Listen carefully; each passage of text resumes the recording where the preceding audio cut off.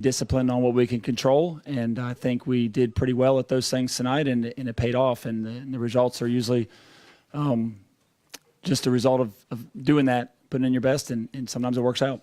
And what does your team owner do for you, Denny Hamlin? Like when you win, is it like party at 2311, beer for everybody, Yes. bells ringing? I don't know what you do over there. No, all of the above. Yeah, this is going to be a different one, celebrating here. All right, I do He want knows how to to do it, though. I do want to introduce that we have been joined by our race-winning team owner, Denny Hamlin. Denny, thank you for joining us. You're obviously you have the most wins of an active driver currently with 3. You've won it as a driver. You obviously know the excitement Tyler has, but what does it feel like to win it as an owner? Yeah, it's. Oh, is this on? It is now. No. Yeah. I can't freaking hear. My ears ringing. It's different, but like it's fantastic. I mean, certainly, you know, I know the odds of winning here is very, very small, but you know, I also know that, you know, this is the most chances I had with 5 cars, myself and these 4 2311 cars. And you know, just after I got, you know, crashed for the last time at the end, I was like, all I'm looking at is the scoreboard. How many horses I still got left in the race? And you know, to see, you know, we had quite a few cars up there for that last restart was fantastic. And I knew we had a great shot. And when they told me at the end, I had no idea how it happened. But watching it back, it just was great to see Tyler making all the right moves and Riley just being a great teammate there at the end, giving him the pushes when he needed it. But it's very gratifying. It's certainly more gratifying than other wins that I've had. Brickyard was close, but the 500 is just a little different as an owner. So it feels great. It certainly, you know, soothes the sting of our day on the 11 car.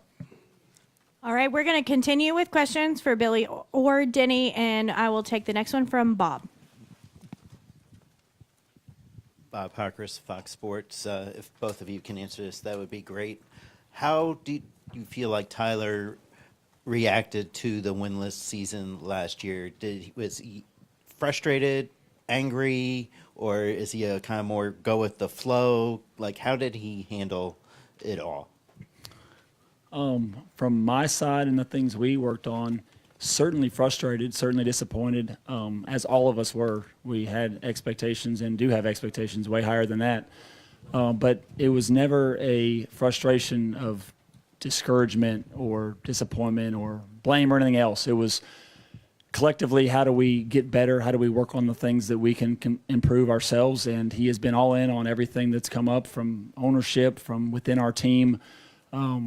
And he's entered this season with a new, I think, a new rejuvenated outlook on things. And I think we've all felt that internally, and tonight it shows. Well, so from my standpoint, obviously I was not able to. The off season is usually where I spend the most time at 2311. Obviously, this off season I didn't get to spend as much time there as I wanted.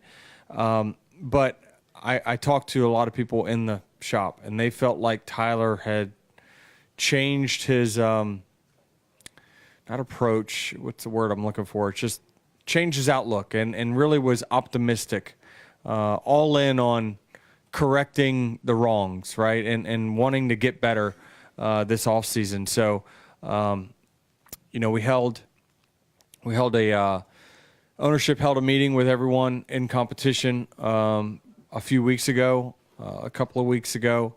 I look back there, Tyler's the only one making notes, and he just was really turned on, and so that's what we want out of him, right? I knew 4 or 5 years ago, whenever it was, when I talked to him for the first time about, hey, you know, I need you over here. Billy, the same way, by the way. These are 2 guys that I specifically recruited for 2311, and wanted, you know, Billy was one of the very first ones, and so I just knew that, you know, his ceiling was so high, and last year I don't think the expectations were certainly higher than the results as a whole. But, hopefully, and I'm sure it will, winning a race like this so early in the season, it's just going to, I think, will relieve a lot of self-pressure that Tyler puts on himself. And hopefully he can race this season loose like he always has. That's what we loved about him from the very beginning, is the guy raced loose. All right, we will go to Jordan Bianchi. Jordan Bianchi, The Athletic. This is for Denny. Michael today, going back to the outside the courtroom, you guys were all conciliatory. We're all in this together. That message continued today. Michael, before the race, told Fox Sports, we're moving forward. We want to be here. We love this. In Victory Lane, much the same message. Where is that coming from? And what is the message you would say down to the sport as it's kind of trying to move forward and put in the past? I think that December was a wake-up call. I think that the conversations since then has been a lot of self-reflection, in my opinion, from NASCAR about I think that they would have done things differently had they had the opportunity to. But we knew that we needed to stick up for what we believed was right. I said all along I was very confident for the last year because I knew what the facts were, but we have to now figure out how we can get the sport back where it was decades ago. And in order to do that, the only way we can do it is we're all going to have to pull the rope in the same direction. And even conversations that I've had with NASCAR executives as late as a couple days ago, sitting in a bus talking about what do we need to be 5 years from now, 2 years from now, 10 years from now? What does the sport need to look like? Those were all really good conversations, and they were very open to, suggestions. And it's a little different now. Now the proof will be in what happens, right? Is there actions behind the words? But it seems like there's more of a collaborative pull of the rope than what I've even since December. The team owner meetings were much more productive than what they've been really since I've been an owner. So it seems like they're willing to make the changes that it needs to make the sport grow, because we're all going to be better when the sport grows. And we've got to work really, really hard at it, but I think we can get there. You're a notorious trash talker. MJ is a notorious trash talker. Why not have a little bit of fun and take some, a little bit of fun jabs or talk a little smack in the euphoria of what happened today and everything? I think that, we feel like this is you don't want to take away from what the team accomplished and what Tyler accomplished. And certainly we don't want any headlines written other than Tyler Reddick wins the Daytona 500. So I think that's the most important thing. It's his day. It's Billy's day. And they need to be celebrated. All right, Jeff. I believe Jeff Gluck had a question. Denny, all throughout this last few days, NASCAR was holding the yellow. There seemed to be a trend of that, and then obviously they did so, including the last lap tonight. How do you view that as a driver and the way that they officiated the race? Well, I think everyone is okay with whatever it is as long as it's consistent. And I think you mentioned it on social media is like, fine, as long as it's the same, or somebody said it, as long as it's the same for all races. And this weekend, they were very consistent. So I don't think anyone should have any gripes about that. We saw, they set the tone really on Friday. And so they let those guys race it out. I was on the other end of the track. I can tell you that I didn't think I was in any danger, or the cars, because the ones that did wreck in turn one they all ended up all on the apron of the grass. So they were off the racing surface. Now, there might have been one kind of running the apron or something limping home, but there was no more traffic to go through there. And it seems like how they're calling this now is that if you have to drive back through it, if there's multiple cars that's got to drive through it and somebody's on the racetrack, they're gonna call the caution. But it seemed like to me when I drove through there 30 seconds later, nobody on the racetrack was any danger, so I was fine with it. All right, we'll come up front here. Yep, and then next. Yep, right there. Yep. Denny, having Michael Jordan involved in the sport, whether it be today him being in victory lane or during the lawsuit, what do you think that has meant to the sport? Well, it's big for the sport. I mean, he's the most popular athlete in the world. I don't think there's any disputing that. He loves the sport, and certainly, he goes to a lot of races. Sometimes you don't even see him, and he's there. He makes more races than people know.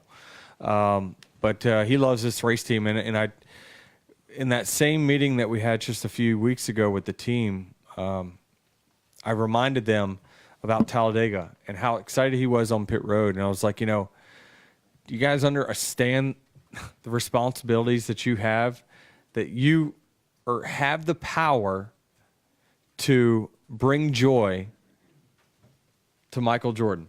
Like, you have that power. And nobody else can do it. There's nothing else that can bring him the joy that seeing his team can do. And they took it to heart today. Kind of playing off that, guys, what's it like for you two to win a championship with Michael Jordan? Go ahead, Billy. Yeah, like Denny said, it's just cool to see him get the joy out of that. And I can't imagine what it's like playing at the level he did and accomplishing the things he did, and then just walking away from it and going back to the things the rest of us normally experience in regular day life. That, this is a huge day for us and a big celebration, but I can't even imagine how it compares to the things he's accomplished. But to watch him genuinely be excited and the celebration that he has is a lot what drives us. I think Denny's always commented that we really celebrate when we get a win, and part of that is feeding off of that. Like, I remember Talladega, and today was much the same. Of the level of excitement he has is unmatched. I hope this isn't our last Daytona 500, because I'm still a competitor, and no matter how excited I am, I would be more excited if I wasn't in the race myself. So I hope that these guys can win a lot of races after I'm done racing, because there's always a part of me after they win. If they won, that means I lost. So I just want to I wish I could get rid of that little competitive bug that's in me that says, yeah, but your day, blank, blank, because I want to have moments like this where I'm unburdened by the competitive fire that I have for driving cars. So just 72 more times, 71 more times, something like that. That I'll have, after that I'll have more opportunities to celebrate and be able to really enjoy moments like this. So it's going to be up to them to make sure they do it well after I'm done. All right, Jenna. Denny, sorry to back here. Sorry to keep bringing up December, but Front Row won on Friday, RCR won on Saturday, you guys won on Sunday. All three of the big players from December. Thoughts? All we do is win. I don't know. Is that weird? Huh? Is that weird or? It's coincidence, obviously, but it's, I'm really happy for them too. I mean, they're the ones that had to answer all the questions and stuff from last year, and we were working vigorously behind the scenes. late nights reading documents and just on and on and on. They had no idea what we were doing. They just were the ones that had to come to the racetrack and ask the questions. Was it a distraction, right? So, but they handled themselves like true professionals, and it's great that they're rewarded by winning the first race this year. All right, Alan, and then Steven.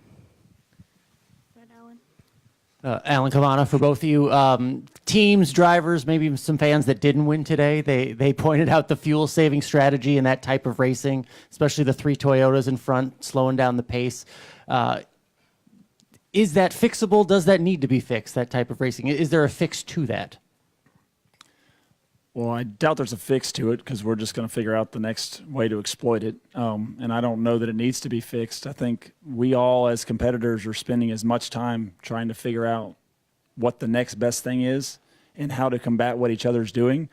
I think it'd be like asking if you need to change how chess is played, right? Like everybody is trying to react off each other and figure out a way to get in the front at the right time. And that depends on whether cautions fly, like stage 1 where some of them were able to stretch it all the way to the end. And to me, from where we stand, that's a very enjoyable part of it. There's a way, but we're gonna have to increase the speeds by a lot. You're gonna have to make it to where handling matters. That's gonna spread the field. That's gonna make it to where we're not, it'll look a little more like racing from the past. But as long as their insurance company's okay with it, you're going to have to speed up the cars. Because right now we're so planted in the racetrack that we can just run in this really tight pack. And one of the suggestions is, that we talked about just a few days ago is come here next year in the Clash. Let a few of us come up with a package that we think you won't see even any fuel saving. You're just going to see people hanging on. That would be the only fix. All right, Steven. Right behind you, Brent. There you go. Thank you. Stephen Toronto, West Toronto 92 Network. This is going to be a question for Denny. Denny, at Bowman Gray, you talked about, how you expect Riley Herbst and the 35 team to really improve this year. And now, fast forward to today, and on the last lap, he plays, sidekick to Tyler Reddick and gets praised by Michael Jordan for being a team player there. Are you pleased with the way Riley has responded? And, obviously you're pleased with the result of today, but with Riley specifically? Yes, because I can tell you at his age and after the year he had, it would be even for me, would be very, very hard, as selfish as I am, when he had that run to not just take it. But he specifically followed the 45, pushed the 45 when he needed to, when he could have then pulled beside the 45 and then, given himself a legit shot. But, I definitely, I really like Riley, especially as a person. He's just a great kid, very humble, very, very humble, a very hard worker. Absolutely, we expect more from him, and today was a great sign that hopefully he's turned the corner. And you mentioned his humility and his hard work. Is that what you've seen from him in whatever conversations you've had about what you expect from him for 2026? Have you seen that reflected in his response to whatever conversations you may have had? He's always been very self-reflecting. I never question, if he doesn't run well, the first thing he does is figure out, he asks what he could do better, right? It's not, I need, this is not right, that's not right. He's very aware and self-reflects, which is someone that's going to get better at their craft if that's their mindset. So I've never seen anything in his work ethic that has made me question his ability to get better. And again, time will tell, and we'll see this season where that 35 team is. All right, we're going to go Chris and then Peter. Go ahead, Chris. Hey, Denny. I'm Chris Gollin with NewsDaytonaBeach.com. First of all, congratulations. And I wanted to ask you a question that's similar to one that I asked Jeff Gordon last year, which is, he won the Daytona 500 3 times as a driver, twice as the car owner for Jimmy Johnson, and then 2 more as an executive with William Byron. You have 3 Daytona 500 wins as a driver, and now this is your first as an owner. I asked Jeff how many he considered himself to have won. Like, how many 500s does Jeff Gordon have? He said 3, even though he could have put himself up there with Richard Petty if he wanted to. I'm curious now, do you feel like you're more a 3-time 500 winner or a 4-time? I mean, I would introduce myself as 3. I certainly think that our role is very pivotal to getting these guys the resources. But when they unload here early this week, we're the owners are hands off. We've given you all the resources. They've made the decisions. It's the team at that point that goes out and wins the race, and so they're the ones that truly deserve all the praise. Thanks, Denny. Congrats. All right, Peter, go ahead. I can get a microphone to Peter. Thank you. Right over here, Denny, to your left.